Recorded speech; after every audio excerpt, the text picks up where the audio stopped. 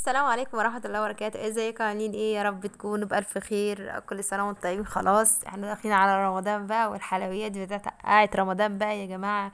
احنا خلاص في نص شعبان، وكل سنة وانتم طيبين. من أحلى الأيام طبعا، ربنا يعود علينا بخير يا رب، واليمن والبركات، وربنا تقبل منا صالح الأعمال يا رب. كنافة بقى، والحلويات بقى، والقطايف، والحاجات الحلوة كلها بقى اللي بتيجي في رمضان. رمضان بيجي مع الخير كله والله يا بنات. تمام. ديت نص كيلو من الكنافه، انا حطيته في الفريزر لحد ما اتجمد، وفركته كده، نعمته بايدي، وحل على النار فيها معلقتين من السمنه البلدي. معلقتين، مهم يكون ايه نوع اي سمنه كويس. تمام. وقلبتها كويس قوي علشان انا هحمرها، وطبعا لازم ايديا تكون فيها، مش اسيبها خالص. هنا انا كنت بحمر بمعلقتين يا بنات عشان ما تتحرقش مني، وعلى النار بص لحد ما تبقى اللون اللي هو الذهبي زي لون الشعريه كده. تمام. هنا خلاص انا كده حمرتها. تعالوا بقى للكريمه بتاعتنا، الكريم شانتيه. كوبايه من الكريم شانتيه على كوبايه الا ربع من الميه المتلجه. نص كوبايه من السكر بالمضرب بتاعي بقى لحد ما القوام بتاعي يتقل خالص. تمام، زي ما انتم شايفين كده بنات، بالمضرب لحد القوام ما يبقى بالشكل ده مظبوط كده. وبعد كده هدخله التلاجة لحد بقى ما اخلص بقيه الكنافه بتاعتي. هنا خلاص انا خلصت الكريم شانتيه، وهدخله بقى التلاجة بتاعتي، واسيبه بقى لحد ما اخلص بقيه الكنافه. هنا خلاص الكنافه بتاعتي كانت خلاص قربت برضو تخش في السوا، لان كده كده هي بتاخد وقت في التحمير. هنا كنت بقلب بمعلقتين. هنا خلاص اللون بتاعي طبعا عمل ازاي، شايفين اللون بقى حلو خالص. هنا هنزل بنص كوبايه من السكر البودر.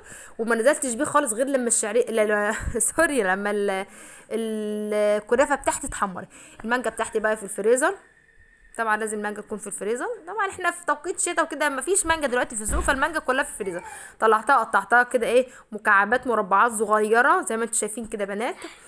وعلى حرف بقى كوبايه، بوز، حله، طبق، وهنزل بكل ده اشيله طبعا اكحته كله. هنا انا كنت مستخدمه لنص كيلو مانجا، لنص كيلو كنافه مستخدمه مانجايتين، يعني على حسب، ممكن مانجايه كبيره ومانجايه صغيره على حسب، يعني فاهم. انا كنت حابه المانجا تكون كتيره فيها، يعني طعم المانجا يكون باين اكتر فيها. تمام. هنا خلاص انا كنت قربت ان انا اخلص المانجا بتاعتي بالظبط كده، خلصتها. وعلى بوز الكوبايه كده شلت كل ده بقى على بوز الكوبايه. لان المانجا كانت كمان في التلاجة، كانت في الفريزر كانت طالعه سايحه، فكانت بتتشال بسهوله معايا، يعني مش هتخسر معايا ومش هتزعل معايا في حاجه يعني. هنا الكريمه بتاعتي خلاص، انا عشان نجهزه بقى الكنافه وكده. فممكن تعملها في اطباق، ممكن تعملها في صينيه بايركس وكده. فانا كنت عاملاها في اطباق، يعني كل واحد يبقى يعني كان شكلهم احسن، كل واحد طبقه بقى ياكل براحته زي ما انتوا عارفين بقى العيال وكده، كل واحد عايز طبق لوحده كده، كان شكلهم حلو قوي. فهنا انا كنت عاملاهم في الباف، وكنت بتحكم فيهم اكتر، يعني انا كنت عامله اطباق ديت، وكنت عامله صينيه تانية، بس الاطباق انا كنت عارفه اتحكم. مش عايزه اقول لكم يا بنات، طعمها خطير خطير خطير، طعمها والله العظيم طعمها يجنن، واحلى من مليون مره من اللي بتشتريها جاهزه. هنا كنت حاطه طبقه من الكنافه، عليها طبقه من الكريم شانتيه، وبعد كده طبقه كنافه تاني، بعد كده طبقه كريم شانتيه تاني، وبعد كده المانجا كانت على الوش. تمام. هنا برضو زيها برضو اهي، الكنافه الاول، بعد كده الكريم شانتيه، وبعد كده كنافه، وبعد كده كريم شانتيه، وبعد كده المانجا. والله العظيم يا بنات، انا عايزه اقول لكم ان الطبق ده يتكلف بره الشيء الفلاني. يعني لو انت مثلا حسبتيها هتلاقي نفسك، فانت موفره يعني 40%، يعني ممكن النص بالظبط 50%.